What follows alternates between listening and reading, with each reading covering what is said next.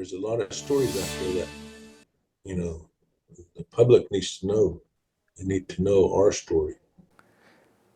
Today marks 160 years since the Sand Creek Massacre. More than 200 men, women, and children were murdered when military forces attacked a camp of Cheyenne and Arapaho in southeast Colorado. 9 News reporter Rachel Krause and photojournalist Tom Cole take us back to that day in 1864 and the work of indigenous communities to make sure their story is being told. We're speaking about a very large community. It's the most horrible things that you can think of to do to another person.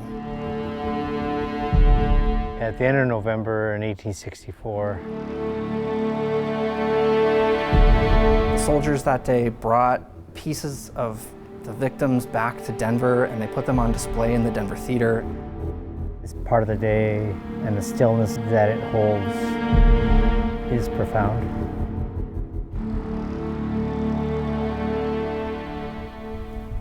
This corner of southeast Colorado sits empty. Little about the landscape sticks in your mind, but the memory of a November day 16 decades earlier lingers in the ground.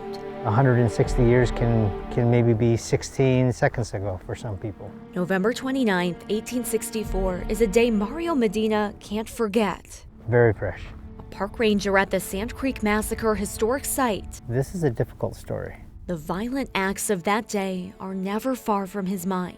Murder in the morning, they kill all our ancestors. Chester Whiteman with the Cheyenne and Arapaho tribes of Oklahoma says the government had broken treaty after treaty,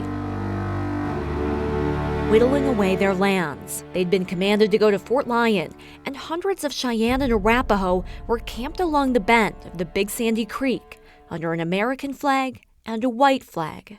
We got led there by the government. They tried to negotiate peace with Evans and Chevington wouldn't do that. But that year, Colorado Territorial Governor John Evans issued a proclamation calling for citizens to kill Native Americans. A commander named John Chivington had a plan for attack. John Chivington knew that the camp he was attacking was a camp of elders, women, and children. It was a chief's camp. Sam Bach with History Colorado says the morning of November 29th, the Cheyenne and Arapaho awoke to the sound of hoofbeats. Fast approaching, not bison, but the 3rd Regiment of the Colorado Cavalry. And the story that's been told is White Antelope went to meet with the soldiers and they shot him, killed him on sight. And Black Kettle was trying to put the American flag up and the flag of truce, the white flag, and the soldiers started firing. So it happened somewhere out here. It's an active shooter incident times 700. There are people that are running, there are people that are hiding, there are people that are hiding each other, burying them into the sand. Some got away, a lot of them didn't. All they found was body parts. Gail Ridgely, a member of the Northern Arapaho tribe and Sand Creek Massacre descendant, says those who returned found only horror. All the victims were chopped up, loaded up, and they were paraded down Denver 3 days later as trophies. More than 230 men, women, and children, including many elders, were killed in the brutal attack, the deadliest day in Colorado's history. The use of cannons and grape shot and Bowie knives and rifles against unarmed civilians. That was shocking, even in that time and place. Today, we still feel that. We still feel that hurt. Whiteman says the trauma of what happened lingered for survivors. A story of this old lady who always went to bed with her moccasins on. And she was asked, well, why do you do that? She said, we have to be ready.